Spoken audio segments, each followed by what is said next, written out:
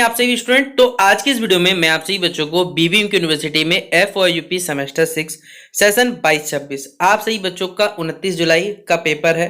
29 जुलाई को major paper 12 में history के यानी इतिहास के आपको 75 नंबर का पेपर आएगा। हमने आप सभी बच्चों को अपने चैनल के थ्रू सिलेबस बता दिया था, हिस्ट्री का इंपॉर्टेंट क्वेश्चन बता दिया था, प्लस कुछ क्वेश्चन के आंसर भी हमने आपको डिस्कस कर दिए थे।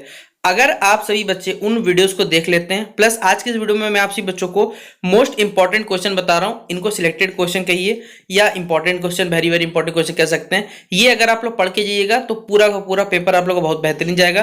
तो शेयर करें इस वीडियो को अपने सभी दोस्तों के साथ। चैनल पर अगर आप हमारे न्यू आए हैं, चैनल को सब्सक्राइब कर लीजिएगा, साथ में बेल आइकन पे क्लिक कर लीजिएगा ताकि इसी प्रकार जब भी न्यू वीडियो आएगा ना आपको अपडेट मिल जाएगा। और डिस्क्रिप्शन बॉक्स में Telegram, Facebook, Twitter, Insta link available है, जहां फॉलो करने से कर सकते हैं। सिलेबस तो उम्मीद करता हूं आप सभी बच्चों को मालूम हो गया होगा, फिर भी जो बच्चे देखना चाहते हैं वो देख लीजिएगा। यूनिट 1 में ये सारा है, यूनिट 2 ये है, यूनिट 3 ये, यूनिट 4 में आपको कॉन्स्टिट्यूशन डेवलपमेंट पढ़ना है। तो इस हिसाब से सिलेबस को बांटा गया था। पहला सवाल जो कि मोस्ट प्रीवियस सवाल है, और ये सवाल हमने आपको करवाया हुआ है कि हमारे भारत में राष्ट्रवाद के उदय के कारणों का वर्णन करें। और ये सवाल अगर पेपर में आया, ठीक है, तो 15 नंबर आपको देके जाएगा। बोले भैया 15 नंबर क्यों देके जाएगा? क्योंकि 15 नंबर का टोटल 6 सवाल आता है, कोई 4 आपको बनाना है, बाकी 5 नंबर का कोई 2 क्वेश्चन आएगा आपको, वो तो कंफर्म में आएगा ही आएगा, और 1 नंबर का 5 क्वेश्चन आता है। टोटल आपसे ही बच्चों को 75 नंबर पेपर इस प्रकार फॉर्मेट रहता है, जिसमें से ये सवाल को कंफर्म करिए, वेरी वेरी इंपॉर्टेंट में। अगला देखिए, ये सब कुछ क्वेश्चन जो है ना आप खुद ब खुद दिमाग लगा सकते हैं। बोले भैया क्यों? देखिए क्या आपको स्वदेशी मूवमेंट नहीं मालूम है? स्वदेशी आंदोलन क्या था? अगर आप हिस्ट्री के अगर आप सेमेस्टर 5 तक पढ़े हैं तो भैया सेमेस्टर 1 से लेकर 5 तक तो पढ़े होंगे कुछ ना कुछ। सेमेस्टर 6 में एग्जाम का मत बोलिए कि एक दिन पहले पढ़ने बैठे हम लोग, तब तो फिर आपका बेड़ा कर गया। तो स्वदेशी आंदोलन क्या होता है इसके बारे में जानिए और इसका वर्णन करना। ये सवाल पेपर में देखिए 5 नंबर के परिप्रेक्ष्य में आ सकता है। तो 5 नंबर का पेपर में अगर आएगा तो ये सवाल 1 से लेकर 1.5 पन्ना लिख दीजिएगा, काफी आपके लिए, ठीक है। अगला हमारे पास है कि उदारवादियों के जो तरीके और जो उनके प्रोग्राम्स थे उनका आपको परीक्षण करना है, यानी examine the methods and program of the moderate. ये क्वेश्चन को वीवीआई में रखिएगा।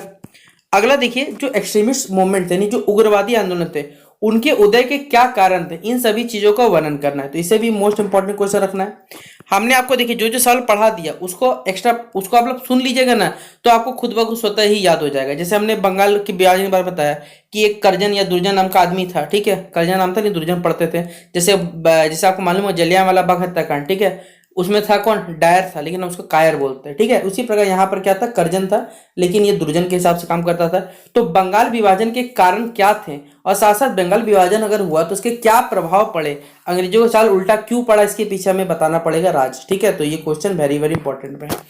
अगला सवाल है आपसे बच्चों के लिए, और यही क्वेश्चन इंग्लिश में भी लिखा हुआ है कि discuss the causes and impact of the partition of Bengal, इसके बारे में बताना है। अगला क्वेश्चन है गृह शासन आंदोलन, यानी कि जो होम रूल मूवमेंट था, इसके बारे में आपको निबंध लिखने बोला गया है। अगला सवाल इंपॉर्टेंट है, ये बोला कि भारतीय राष्ट्रीय आंदोलन पर जो प्रथम विश्व युद्ध है उसके प्रभावों की विवेचना करें। Discuss the impact of the first world war on Indian national movement, ये वीवीआई सवाल में करिएगा। अगला है देखिए क्रिस मिशन, ये भारत आया था लेकिन इसका आलोचना हुआ, भैया क्यों हुआ, इसका असफलता क्या था, कारण इसका क्यों था, क्रिस मिशन को भारत आके क्यों उसको वापस जाना पड़ा, इसके पीछे क्या रहस्य था, आपको बताना पड़ेगा। तो ये सवाल को 5 नंबर के परिप्रेक्ष्य में इंपॉर्टेंट करें। अगला सवाल है उन कारणों का उल्लेख करें जिनसे देखिए भारतीय राष्ट्रीय कांग्रेस यानी इंडियन नेशनल कांग्रेस पार्टी का जन्म हुआ या फिर उसका उदय हुआ, जिसे आप कह सकते हैं। तो इस सवाल को भी अच्छा क्वेश्चन है, ये पेपर में आप पूछा सकता है कि किन कारणों से भारतीय राष्ट्रीय कांग्रेस का उदय हुआ, या आप इसका कह सकते हैं यहाँ पर इसके बारे में वर्णन करें, ये पूछा सकता है। तो ये सवाल 15 मार्क्स के परिप्रेक्ष्य में से इंपॉर्टेंट टिक करें। अगला सवाल है असहयोग आंदोलन, ये हमने आपको पढ़ाया भी था। असहयोग आंदोलन के क्या कारण थे, इसके क्या प्रभाव पड़े, ठीक है, असहयोग आंदोलन क्यों हुआ, क्या कारण प्रभाव, ठीक है, ये सभी चीजें बताने को पूछा सकता है। तो सिर्फ कारण पूछा इसलिए 5 नंबर, और प्रभाव पूछ लेता तो ये 15 नंबर के सवाल में आपसे पूछा सकता था। तो इसे भी इंपॉर्टेंट क्वेश्चन रखें। ये सवाल तो जो बच्चा नहीं भी पढ़ेगा अगर इसके बाद थ्योरी जानता है तो लिख के आएगा कि नल्ला पाकिस्तान पर क्या वर्णन करें, आंदोलन पर वर्णन करें, या पाकिस्तान के निर्माण संबंधी जो परिस्थितियां थी क्यों की विवेचना करनी, क्यों पाकिस्तान का यानी हमारे जो बेटे का क्यों जन्म हुआ इसके बारे में आपको बताना है, कौन सी हमारी मजबूरी थी इसके बारे में विवेचना करनी, ये बताना था, ठीक है। तो डिस्क्राइब द नापाक Pakistan movement, discuss the circumstances leading to the formation of Pakistan. अगला 1930 का देखिए जो सविनय अवज्ञा आंदोलन था, यानी सिविल डिसोबीडियंस मूवमेंट जो था बेसिकली, उसके बारे में आपको यहाँ संक्षिप्त वर्णन करना है। तो ये 15 नंबर का एक स्ट्रॉन्ग क्वेश्चन, यानी बहुत सारा वेरी वेरी इंपॉर्टेंट क्वेश्चन में आता है हमारे पास, इसे रख लीजिएगा सविनय अवज्ञा आंदोलन को। फिर देखिए एक आंदोलन आ सकता है, चाहे वो स्वदेशी मूवमेंट हो, चाहे वो हमारे पास नॉन कॉपरेशन मूवमेंट हो यानी असहयोग आंदोलन हो, या फिर सिविल डिसोबीडियंस मूवमेंट हो गया सविनय अवज्ञा आंदोलन, या फिर क्विट इंडिया मूवमेंट 1942 का जो क्विट इंडिया मूवमेंट था, भारत छोड़ आंदोलन, इस पर आपको प्रकाश डालना है। तो अगर ये सवाल देखा जाए ना, तो ये सवाल आपको दो तरीके से पूछ सकता है, डिपेंड करता है 5 नंबर में भी आ सकता है, ये 15 में भी आ सकता है, दोनों के लिए बहुत ज्यादा इंपॉर्टेंट है। अगला क्वेश्चन साइमन कमीशन और जो नेहरू रिपोर्ट है, इस पे आपको क्या करना है, निम्न लिखने बोला गया कि भैया नेहरू रिपोर्ट क्या था, साइमन कमीशन रिपोर्ट क्या था, इसके बारे में बताइए। ठीक है।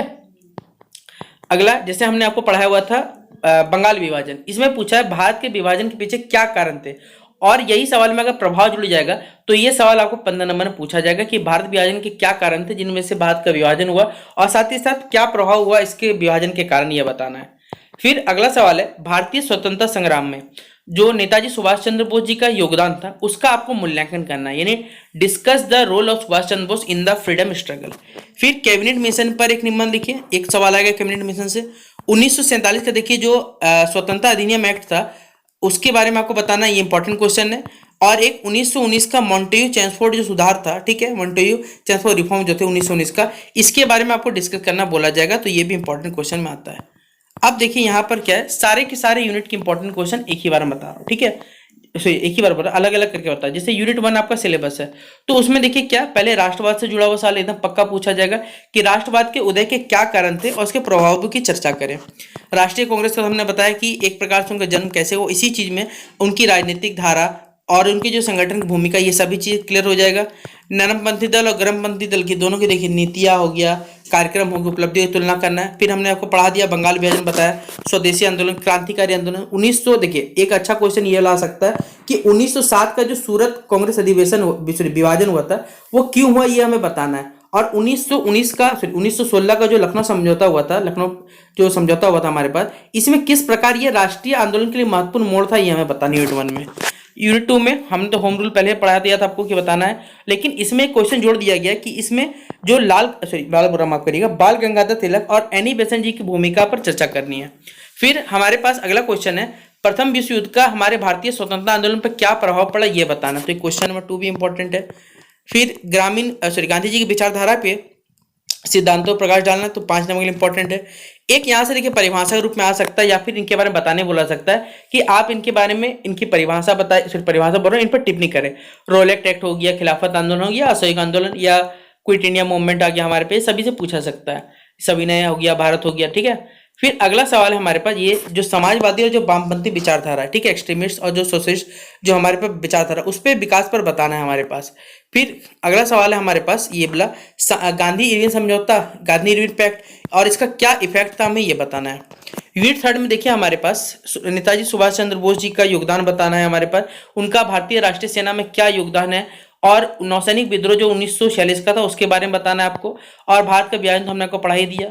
यूनिट 4 में क्या है, मॉन्टेमिलो जो सुधार था 1909 का, उसके प्रावधान आलोचना पढ़ना है। मॉन्टेग्यू चेम्सफोर्ड सुधार एक आ सकता है। देखिए एक सुधार आप एक अधिनियम बोलिए, एक सुधार बोलिए, एक पेपर में आएगा आपका, ठीक है, चाहे वो भारत सरकार अधिनियम हो या भारत सरकार कैसे भारत स्वतंत्रता हमारे पास अधिनियम हो, इनमें से कोई एक अभियान आपसे पूछा जाएगा।